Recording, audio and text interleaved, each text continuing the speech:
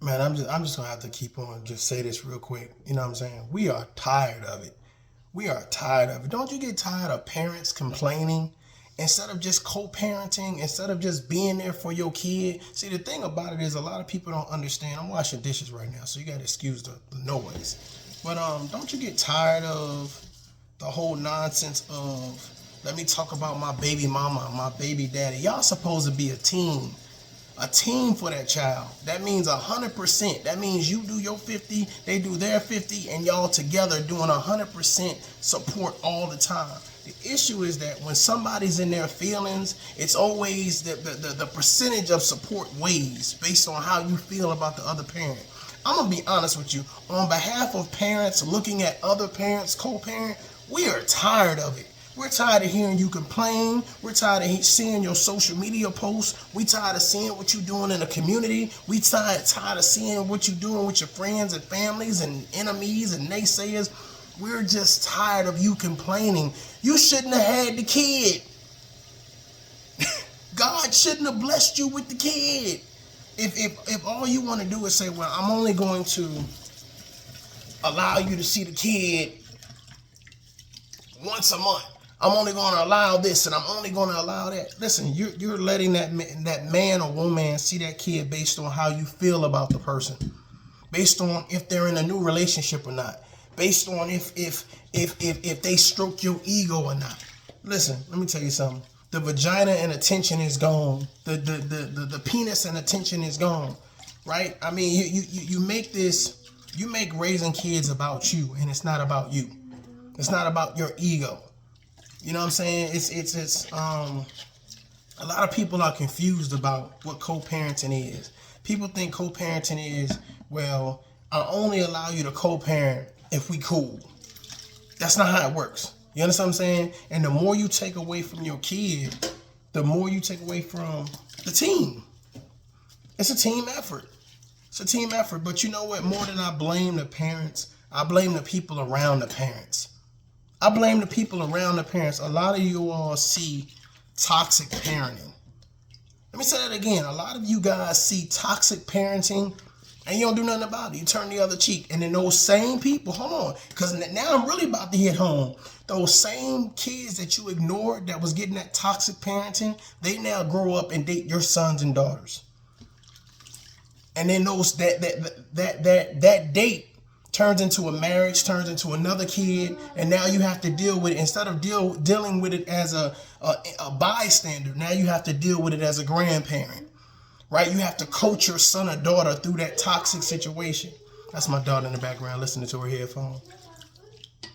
But a lot of y'all, I mean, I'm just be honest with y'all. We just tired of hearing y'all complain.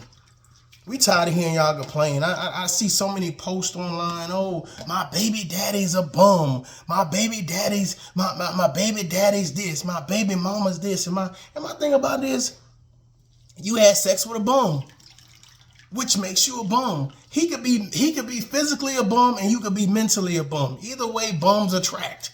You had a bum situation.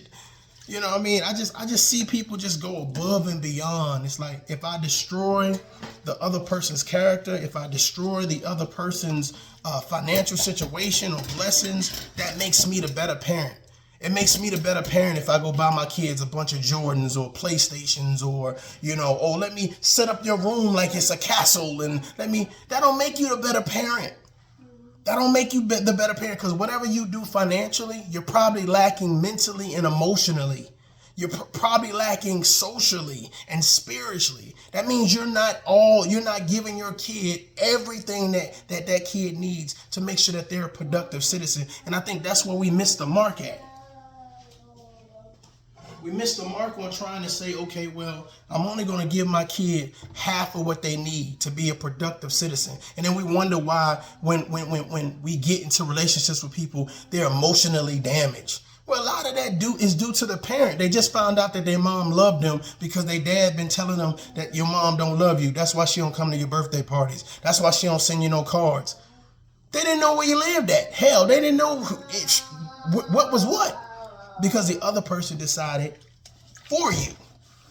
And a lot of you all, you see a lot of parents, it's like, oh, like they wear the single parent badge of honor. Let me tell you something. Ain't no honor in being no single parent. Ain't no honor in it. If you had a child with another person, right, or by another person or whatever, you guys are a team.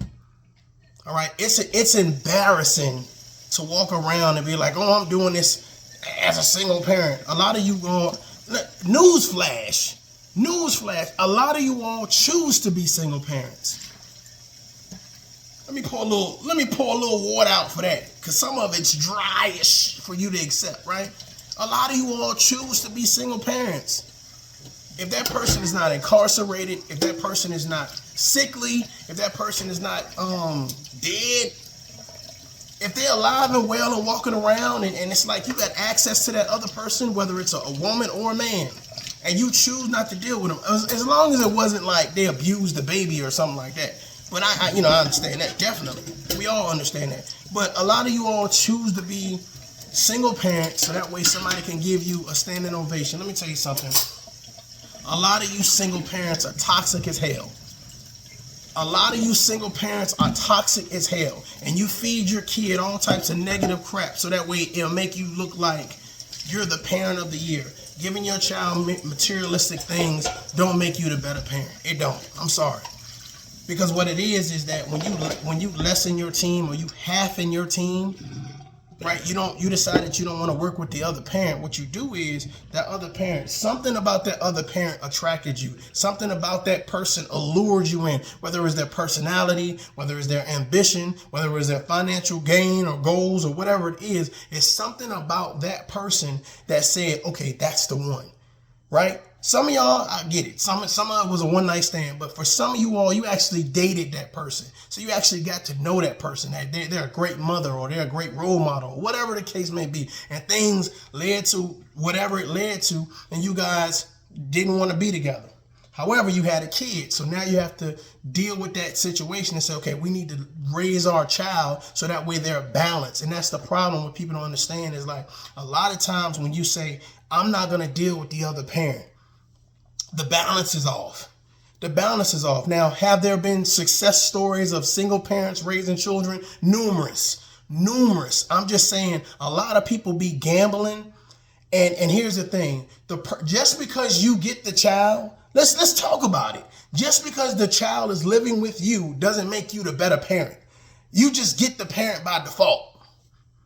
I'm sorry, you get the child by default. I mean, let's just be real, right? It's not because you went to custody or whatever.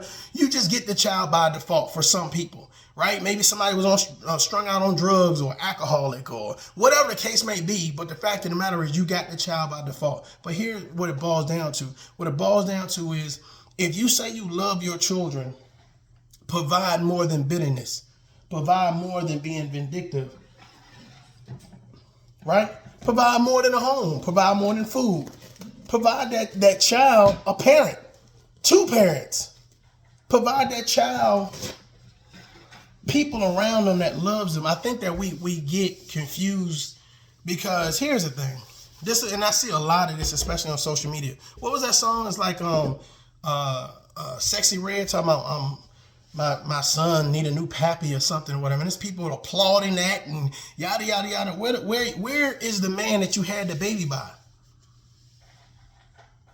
Where's the man? It's a lot of controversy about the Keke Palmer thing and the Usher thing. Let me tell you something. It's one thing to be sexually liberated. It's one thing to love your body. It's one thing to be confident. It's one thing to say, you know what? Hey, I'm going to go out, have a good time, et cetera, et cetera, et cetera.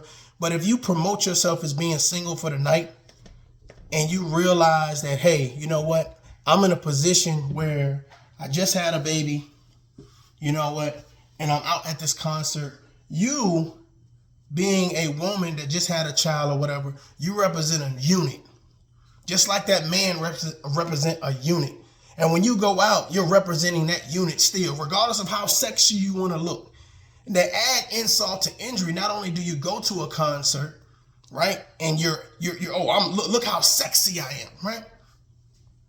You then turn around and do a video to add insult to injury. Now, a lot of people in an uproar, and he's, you know, he wants a divorce or whatever, or he filing for custody and he wants child support, whatever. And everybody, you know, it's a lot of people in the uproar like, how dare he file for custody? How? And it's like, so you wasn't in the uproar when she was on stage butt naked doing what she was doing with Usher, but now you're in the uproar because the man wanted to. It is a double standard. Like a super double standard. And I think a lot of people don't understand. It's just like parenting is every day, all day. Period. Right? Sometimes the kid stays with the custodial parent. Sometimes the kid stays with the non-custodial parent. But you know what could help the custodial parent out a lot? Making sure that you're not bitter, making sure that you're not vindictive, making sure that you're not doing anything that's going to circumvent the non-custodial parent. But here's the issue. The issue is that instead of you providing all the resources and information for the other parent to be successful, here's everything you need to be successful. Here's all the information you need. Here's all the appointments. Here's X, Y, and Z. What happens is we taint it. We taint the information. We taint it, right? And then we expect the tainted information, the tainted emotions, the discontentment, the discomfort, right? The discouragement, right? The character bashing. We taint it and we expect the non-custodial parent to be the ultimate team player. And what happens is you got other people around watching that parent do all the tainting, adding all types of stuff to the situation, And then like, it's tea for you, right? It's tea for you. It's tea for you, but it's abuse for the child. Now somebody said, we getting deep. We getting deeper now. It's abuse for that child. What you take away from that child, or what you keep that child from, mentally, emotionally, physically, right? It's abuse. You're manipulating that child. You're manipulating that child to make that child believe that you are the sole, one and only Alpha and Omega. And what it is that you've been manipulating that child. And what's going to happen is that child is going to grow up and they're going to hate you. They're going to hate you, Dad. They're going to hate you, Mom. They're going to resent you. They're going to say, you took my mom away. You took my dad away. All the times that we could have been sitting down and enjoying one another. And this is what happens. What happens is you wait till you get on your deathbed.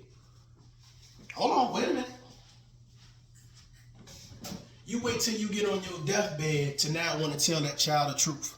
Something happens to you, right? You're in a car wreck, or there's a shooting and you bullet grazed your face. Something happens dramatic, life-changing, and now you want to say, well, let me come clean because I want to go to heaven. I want to. Some of you Christians make me sick. I'm going to be honest with you. Some of you Christians make me sick. You'll be vindictive, bitter, narcissistic, toxic towards other people, and then go, pray, I want to just say, bless you. Don't bless me. I'm going to pray for myself. I don't need you praying for me because I don't know who you pray to. I don't know what your God look like or where he reside. I don't know if he up there, down the street, downtown. I don't know where he at, but whoever you praying to, keep your prayers for yourself. But back to the situation. Your child needs both parents. You guys represent a team. I know you never heard this before because ain't nobody around you brave enough to tell you. Stop your nonsense. Stop all of that crap. You spend more time downplaying the other parent versus saying that's the other parent. And what I'm not going to do is I'm not going to stop how they earn their money. I'm not going to bash their character because guess what? My child at some point in time is going to hear all of that. But that's what makes you a bad parent. You done provided all of the materialistic things you can provide. But you've done something to taint the other parent's support.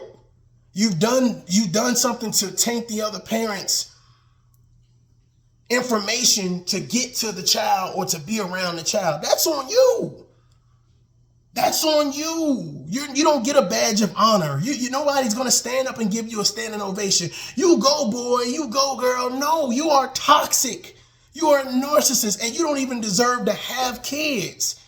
You don't deserve to have kids. A lot of you guys are mad at the other parent or trying to put things on the other parent where you're the culprit of. I'm telling you, I've sat back and I've watched this, whether it's social media or whether it's real life. A lot of people are coming, running social media or running to the community and say all of these things about the other parent when really they're the problem. And this is what makes it so bad, because they say it takes a village to raise a child. Hold on, wait a minute. They say it takes a village to raise a child. No, it takes a village to also corrupt a child. It takes a village to also look the other way so that child can go through some type of mental and emotional abuse. And that child is going to be raised up and come right on back into the village and repeat the same cycle. Talk about a generational curse. Make sure that that village that you're talking about you're using to raise that child ain't full of nonsense, ain't full of clowns, ain't full of people that say, you know what, I would rather your dad talk about your mom. That's raising you right. I would rather your mom talk about your dad. That's raising you right. A lot of y'all are full of shit. I'm just being honest with you. If you can't believe that that child is the most important thing, so here's what you can't do. What you can't do is manipulate that child. Because at some point in time, they're going to go to their friend's house. They're going to open up a YouTube. They're going to open up an Instagram. They're going to go to the pastor, the church. They're going to do something where a light's going to go off and like, that sounds really familiar. And it sounds like what happened to me. Or better yet, since social media is so powerful, suppose they have a parent that actually does videos. And they can really find out a different perspective and a different narrative.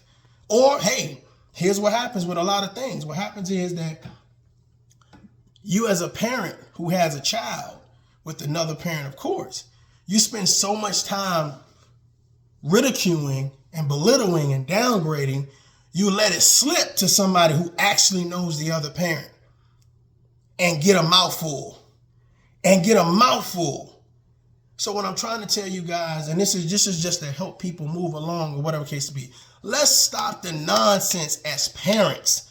Let's stop the BS as parents. Just because you buying your child all of these materialistic things and you think that that makes you parent of the year, let me put on my badge of honor as a single parent. You're not a single parent. You're not a single parent. It sounds good, it briefs well, but you're not a single parent. What you are is you're a person that says, I don't want to deal with you because I see that you moved on. I don't want to deal with you because I see that you're happy. I don't want to deal with you because I see that you don't want to give me any attention. I don't want to deal with you because, it make me feel a certain type of way. You don't have anything to do with that child. That goes for you, sir. That goes for you, ma'am. Get it out your mind that how you feel about a situation has something to do with that kid. You guys could have had a terrible argument, terrible disagreement, but that has nothing to do with that kid. I see a lot of people in the court system. They're only in the court system because somebody was mad at somebody. Not because they wouldn't support their child, but because somebody was mad at somebody. Oh, I heard you got a new boyfriend. Oh, so now I'm going to take you to child support court. Heard you got a new girlfriend, so now I'm going to take you to child support court. Oh, yeah, put that person in arrears. Yeah. So let me get it straight. That makes you look like the better parent because you want to create hardship for the other parent? What type of love and hip-hop crap is that? That makes you feel like a big shot because you didn't put hardship on the other parent. That's not love. That's nonsense. Adult up, please.